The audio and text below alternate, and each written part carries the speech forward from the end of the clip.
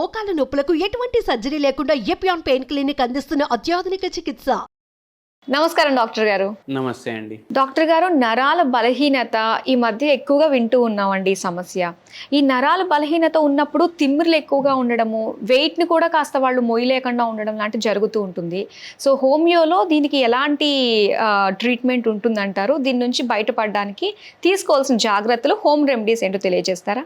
దానికి ఫస్ట్ మనం నరాలంటే ఏంది తెలుసుకోవాలి కదా.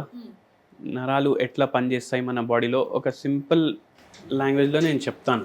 ఇప్పుడు మీ ఫోన్ ఉంది, నా ఫోన్ ఉంది. నా ఫోన్ నుంచి మీ ఫోన్ నంబర్ డైల్ చేస్తే మీకు రింగ్ అవుతుంది కదా. అవునండి. అది ఎట్లా రింగ్ అవుతుంది? ఫ్రీక్వెన్సీ, రేడియో ఫ్రీక్వెన్సీ ఇవన్నీ ఉంటాయి కదా. ఇప్పుడు నా ఫోన్కి వెళ్ళి డైరెక్ట్ మీ ఫోన్కి సిగ్నల్ వస్తలేదు. ఇది ఫస్ట్ టవర్లు ఉంటాయి కదా, మన నెట్వర్క్ ప్రొవైడర్ టవర్లు. ఆడికి సిగ్నల్ పోతుంది, మళ్ళీ ఆడికి వెళ్ళి మీ ఫోన్కి సిగ్నల్ వస్తుంది. కరెక్ట్? అవును. ఇప్పుడు ఒక వేడి వస్తువు ఉంది, గిన్నె ఉంది అనుకోండి, దేని మీద, స్టవ్ మీద ఉంది. మనం సడన్గా దాన్ని ముట్టుకోగానే ఏం చేస్తాం? చేయి వెనక్కి తీస్తాం, అబ్బా అని అంటాం. ఎందుకంటాం? కాలింది కదా. ఈ కాలింది అనేది ఇక్కడున్న నరం డైరెక్ట్ సిగ్నల్ ఇస్తలేదు. ఈడికి వెళ్ళి సిగ్నల్ ఫస్ట్ మన బ్రెయిన్కి వెళ్తుంది, మళ్ళీ బ్రెయిన్ నుంచి మళ్ళీ రిటర్న్ వస్తుంది. ఆ బ్రెయిన్కి కూడా డైరెక్ట్ పోదు, ఫస్ట్ స్పైనల్ కార్డ్కి పోతుంది. స్పైనల్ కార్డ్ అంటే మెడ నుంచి నడుము వరకు ఉంటుంది ఒక పైప్ లాగా. ఆడికి పోయి మళ్ళీ బ్రెయిన్కి పోయి మళ్ళీ స్పైనల్ కార్డ్కి వచ్చి మళ్ళీ మీ చేయి వరకు వస్తుంది.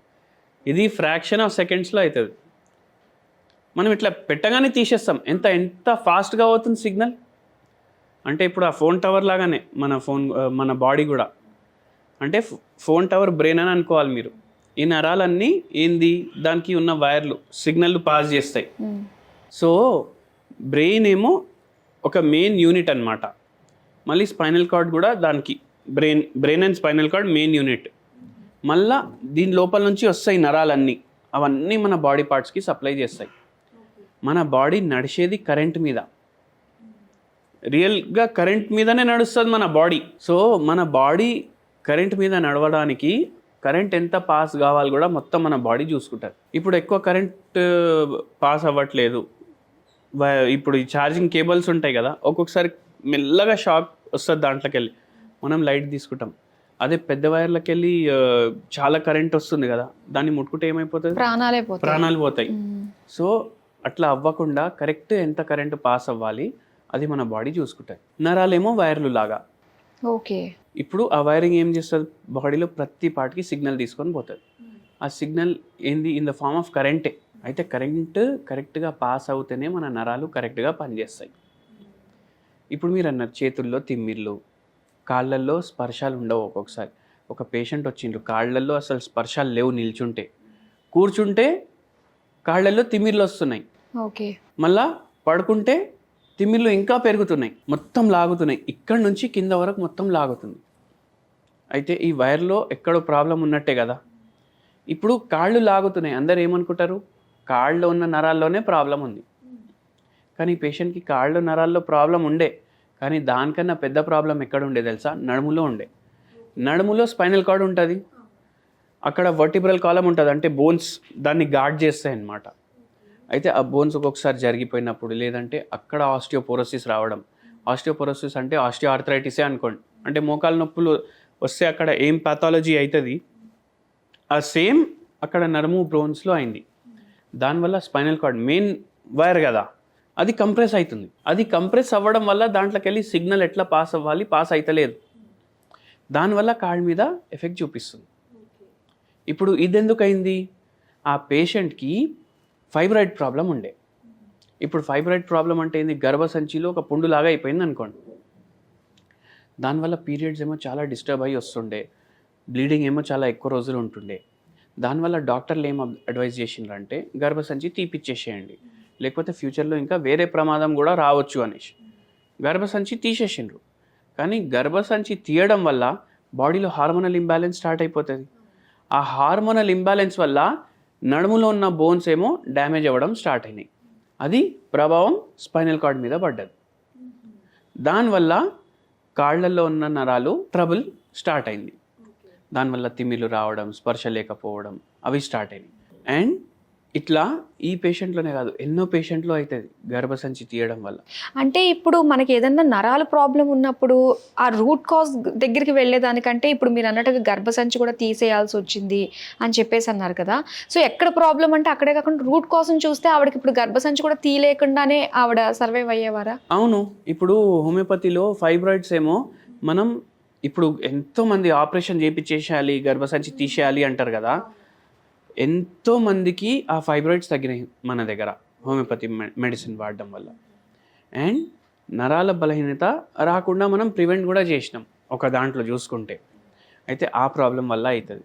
మళ్ళీ పోస్చర్, ఇప్పుడు ఫోన్ ఎన్నో గంటలు చూస్తాం కదా మనం, కానీ పోస్చర్ మెయింటైన్ చేయం, సగం పడుకుంటాం, ఒక్కొక్కసారి ఇట్లా చేయబెట్టి పడుకుంటాం, ఫోన్ వాడతాం. దానివల్ల మెడ నరాల్లో ప్రాబ్లం అవుతుంది, నడుములో ప్రాబ్లం అవుతుంది. అందుకే మన పోస్చర్ కరెక్ట్ ఉండాలి. ఇప్పుడు మనం స్ట్రేట్గా నిల్చున్నాం అనుకోండి, ఎట్లా నిల్చుంటాం? మెడ, వీపు, నడుము ఒక స్ట్రేట్ లైన్లో ఉంటాయి కదా. మళ్ళీ పడుకున్నప్పుడు కూడా అట్లనే ఉండాలి అవి. అంటే సైడ్కి తిరిగి పడుకోవడం అది కూడా రాంగ్ పోస్చర్. సైడ్గా తిరిగి పడుకుంటే కూడా అవి స్ట్రేట్ ఉండాలి. కానీ మనం ఏం చేస్తాం, ఒక పిల్లో వెనకాల పెట్టుకుంటాం, ఇట్లా లై డౌన్ చేస్తాం, 2-3 గంటలు ఫోన్ అట్లనే చూస్తాం, ఇట్లా వంగి కూర్చుంటాం ఇప్పుడు పని చేసుకునేటప్పుడు. దానివల్ల కూడా ఈ నరాలు డ్యామేజ్ అవుతాయి. కొంతమంది పిల్లో వేసుకుంది నిద్ర రాదు, పిల్లో ఉండొచ్చు అంటారా? అసలు పిల్లో కంపల్సరీ ఉండాలంట నేను. ఎందుకు కంపల్సరీ ఉండాలి? ఇప్పుడు పిల్లో లేకుండా మనం పడుకున్నాం అనుకోండి, మనం మెడ వెనక్కి అయిపోతుంది కదా, మొత్తం ఇట్లా అయిపోతుంది. ఇట్లా అయిపోతే మనం ఈ స్ట్రేట్ పోస్చర్ని డిస్టర్బ్ చేసినట్టే కదా. సో పిల్లో పెట్టుకోవాలి, కానీ ఏం జాగ్రత్త తీసుకోవాలంటే చాలా హార్డ్ పెట్టుకోవద్దు, చాలా థిక్గా పెట్టుకోవద్దు.